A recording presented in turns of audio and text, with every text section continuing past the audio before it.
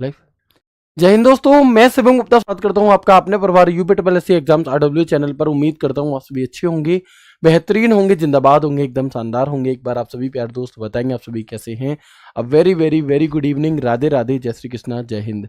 UPSC का एक और नया नोटिफिकेशन जो आपको सरकारी नौकरी देने के लिए आ चुका है मेरे भाई। यूपीएससी लगातार नोटिफिकेशन पे नोटिफिकेशन जारी कर रही है।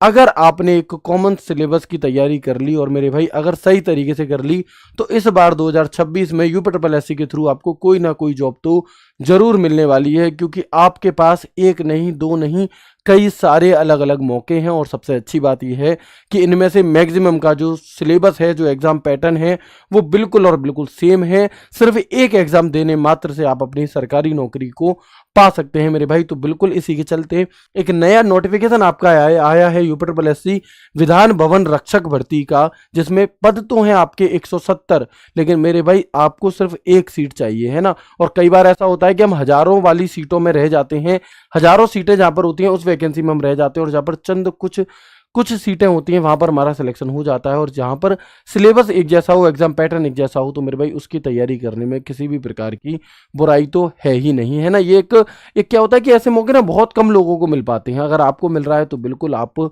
बहुत ज़्यादा मेरे भाई खुशनसीब हैं। और सही तरह से अगर आप तैयारी करेंगे, एक बार सही तरह से अगर आप एग्जाम पैटर्न को फॉलो करेंगे, तो कम से कम एक नौकरी तो आपको मिलेगी ही मिलेगी। साथ में हो सकता है कि आपके पास एक से ज़्यादा ऑप्शन भी खुल जाएं, क्योंकि सिलेबस वही है। आप शिद्दत से मेहनत करोगे जब आप, तो मेरे भाई हो सकता है 3-4 ऑप्शंस आपके सामने हो, उनमें से जिसे जो आपको अच्छी लगे उसी का डीवी कराना, बाकी का छोड़ देना, जैसे कि किसी और को भी जॉब मिल पाए। तो इससे जो भर्ती आपकी आई 170 पद जिसके हैं, इसमें एज क्राइटेरिया क्या है, इसमें क्वालिफिकेशन क्या है, एग्जाम पैटर्न क्या रहेगा, कब से फॉर्म आएंगे, हमें फॉर्म कब से भरने हैं, ऐसे बहुत सारे सवाल आपके दिमाग में चल रहे होंगे। तो मैं आपको बताना चाहूँगा कि सबसे पहले ये जो वैकेंसी है आपकी, इसके नोटिफिकेशन 10 अप्रैल को आया था। किसी कारणवश 10 अप्रैल को मौजूद ना होने की वजह से ये वीडियो आज आ रही है हमारी।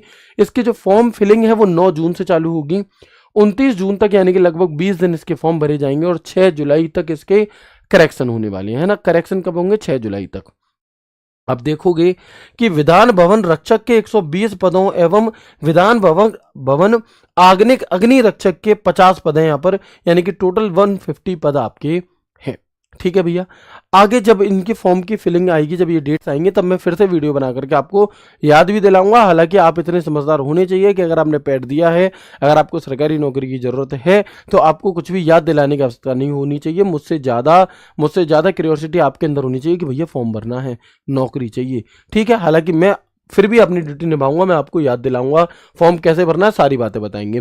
फॉर्म कौन भर सकता है? जिसके 0 नंबर भी हैं, आपके पैट में 0 से ज़्यादा नंबर भी हैं, आप इस वाले फॉर्म को भर सकते हो। भैया कट ऑफ क्या जाएगी वो एक अलग पहलू है, लेकिन ये वाला फॉर्म आपको भरना ही भरना है। किसी के भी कहने से, किसी के भी सुनने में आकर के ये मत करना कि 25 रुपये वाला फॉर्म, यानी कि जो पहला फॉर्म है वो भी ना भरो आप। ठीक है ना। क्योंकि कई लोग ऐसे कहेंगे कि 170 ही वैकेंसीज हैं, कट ऑफ बहुत ज़्यादा जाएगी, 70 नंबर होने चाहिए। मेरे भाई नहीं, इसमें आपका फिजिकल का क्राइटेरिया भी आपको दिया गया है, तो इसे बाकी वैकेंसियों की तरह हम तुलना नहीं कर सकते। और ये चुनावी ईयर है भैया, सरकार कुछ भी कर सकती है, कम से कम कट ऑफ ही आपकी इनकी लगने वाली है इन सभी एग्जाम्स की। तो आप सबकी सुनना, लेकिन करना अपने मन की। आप जितनी भी वैकेंसीज आ रही हैं उन सभी में ये 25 रुपये वाला, यानी कि जो पहला फॉर्म होता है, इसे जरूर भर देना। क्योंकि इसके बाद बस मेंस की एक फीस काटी जाती है बाद में, तो वो फीस बाद में आप अगर शॉर्ट लिस्टेड होगे तो कटवाना, नहीं होगे तो मत कटवाना, क्योंकि एग्जाम पैटर्न सेम है। तो ऐसा भी नहीं है कि तुम्हें इसके लिए कुछ अलग से तैयारी करनी पड़ेगी। ठीक है ना भाई। तैयारी तो जो आप लेखपाल के लिए कर रहे हो, जो आप आबकारी सिपाही के लिए करोगे, वही तैयारी है, तो कोई दिक्कत वाली बात ही नहीं है। ठीक है। जो आप लोअर पीसीएस के लिए करोगे, तो ये 25 रुपये इसकी फीस है सभी के लिए, ये आपको भरनी ही भरनी है। अगर मैं वैकेंसी की बात करूं तो सचिवालय प्रशासन विभाग के अंदर आती है। पद का नाम है आपका विधान भवन रक्षक, जिसके टोटल 120 पद हैं। यूआर के 51 हैं, अनुसूचित जाति के 31 हैं, अनुसूचित जनजाति के 2 हैं, अन्य पिछड़ा वर्ग के 24 हैं, और ईडब्ल्यूएस के आपके 12 हैं। जबकि अगर मैं सचिवालय प्रशासन विभाग में ही विधान भवन आग्निक अग्नि रक्षक की बात करूं, तो यहां पर टोटल 50 वैकेंसी आपकी है। ठीक है। अगर मैं क्वालिफिकेशन की बात करता हूं, क्योंकि क्वालिफिकेशन का बड़ा रहता है कि अगर कुछ भी क्वालिफिकेशन एक्स्ट्रा मांग ली जाती है मेरे भाई, तो क्या होता है कि मतलब बहुत सारे बच्चे वहां पर हट जाते हैं, फॉर्म नहीं भर पाते। बट अच्छी बात क्या है कि यहां पर भी वही आबकारी सिपाही वाली ही क्वालिफिकेशन आपसे मांगी गई है कि आपके पास उत्तर प्रदेश की इंटरमीडिएट की परीक्षा या सरकार द्वारा उसके समकक्ष मान्यता प्राप्त कोई परीक्षा यानी कि सिंपल पेट 2025 दिया हो और 12th किया हो, इसके अलावा कुछ भी नहीं। अधिमानी अर्हताएं ये तब काम करती हैं जब आप दो लोगों के बिल्कुल फिक्स नंबर बन रहे हो, जिसके पास फिर इनमें से कुछ एक होगा उसे प्राथमिकता दे दी जाती है। लेकिन ये ऐसे मैंडेटरी नहीं होते। मैंडेटरी सिर्फ ये है कि आपने यूपीएससी पेट 2025 दिया हो और साथ में मेरे भाई आपने 12th किया हो, बस और कुछ भी नहीं चाहिए क्वालिफिकेशन में यहाँ पर आपसे, दोनों ही पोस्ट के लिए। ठीक है, अगर मैं एज की बात करूँ तो एक अच्छी खासी एज है ना। जो लोग वर्दी का सपना देखते थे, जिनका मन था वर्दी पहनने का, लेकिन वो आपका जनरल कैटेगरी, ओबीसी कैटेगरी या किसी भी अन्य कैटेगरी से ओवर एज हो चुके हैं, वो यूपी पुलिस यूपीएसआई जैसी भर्ती में नहीं देख सकते, उनके लिए उन्हें वर्दी नहीं मिलेगी, उनकी एज ज़्यादा हो गई है मेरे भाई। तो यहाँ पर 18 से 40 जनरल के लिए एज है। ठीक है, अगर आप 18 से 40 के बीच में आ रहे हैं तो आप इस फॉर्म को फिल कर सकते हैं। ठीक है भैया, और आपने पेट दिया हो। अच्छा, इसके लिए अगर मैं आपको थोड़ा सा शारीरिक मापदंड की बात करूं तो आप देखेंगे कि शारीरिक माप परीक्षण, ऐसे ये आपके पूरी बात लिखी गई है। पुरुष अभ्यर्थियों के लिए न्यूनतम शारीरिक मानक क्या है? ऊंचाई हाइट कितनी आपकी 168 सेंटीमीटर चाहिए, जबकि आबकारी सिपाही में थोड़ी सी इससे पॉइंटों में कम चाहिए थी। अनुसूचित जनजाति के अभ्यर्थियों के लिए 160 सेंटीमीटर ही है ये। ठीक है, और चेस्ट जो है आपकी वो अभ्यर्थियों के लिए फुलाने पर 84 सेंटीमीटर कम से कम होनी चाहिए, और अनुसूचित जनजाति के अभ्यर्थियों की फुलाने पर 82 सेंटीमीटर होनी चाहिए, और फुलाव जो है वो कम से कम 5 सेंटीमीटर का आपका होना चाहिए। महिलाओं के लिए जो हाइट है वो 152 सेंटीमीटर है आपका जनरल, ईडब्ल्यूएस, ओबीसी के लिए। एससी के लिए हमारी जो हाइट है वो 147 सेंटीमीटर है। सॉरी, एसटी के लिए जो हमारी एसटी के लिए है ना, यहाँ पर एसटी है, थोड़ा सा करेक्ट करेंगे। एसटी के लिए जो है वो हमारी अनुसूचित जनजाति के लिए वो 147 सेंटीमीटर है। वेट आपको 45 से 58 किलोग्राम तक रखना होगा यहाँ पर। तो ये हमारी है ना महिलाओं के लिए आपकी क्या होगा, ये हाइट और वेट हो गया।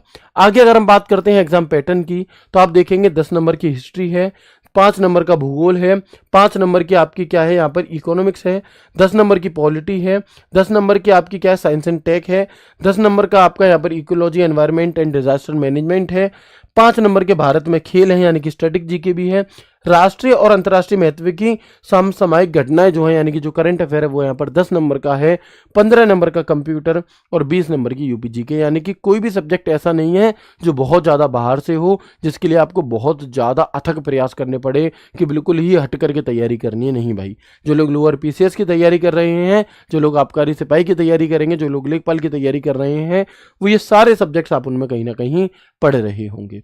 ठीक है भैया, तो ये आपका है एग्जाम पैटर्न। तो ये एक महत्वपूर्ण जानकारी आप सभी को देनी थी। बाकी जब इसके आगे फॉर्म आएंगे तो आपको प्रॉपर तरह से बताया जाएगा कि इसके फॉर्म आ चुके हैं, आप सभी इसके फॉर्म भर लीजिएगा, है ना, और इसकी तैयारी जैसे भी है अच्छी तरह से आप कर लेंगे। ये जानकारी आप सभी को मिल रही थी यूपीएससी एग्जाम्स RW चैनल पर। अगर आपने इसे अभी तक सब्सक्राइब नहीं किया है तो कर लीजिएगा, क्योंकि इस यूपीएससी से संबंधित कोई भी नोटिफिकेशन आएगा, कोई भी नोटिस आएगा, उसकी जानकारी आपको इसी चैनल पर देखने के लिए मिलेगी। मैं उम्मीद करता हूँ ये जानकारी आपके लिए काफ़ी हेल्पफुल रही होगी और बहुत कम समय में हमने एक अच्छी जानकारी इकट्ठी की होगी। मिलते हैं आपसे आगे की क्लास में, तब तक ख्याल रखिए अपना, खुश रहिए, हंसते मुस्कुराते रहिए और यूपीएससी की तैयारी बहुत शानदार तरीके से करते रहिए, क्योंकि इस बार एक नौकरी आपको 110% मिलने वाली है यदि आप सही तरीके से मेहनत करते हैं। ठीक है, तो मिलते हैं आगे क्लास में, तब तक के लिए राधे राधे, जय श्री कृष्णा, जय हिंद।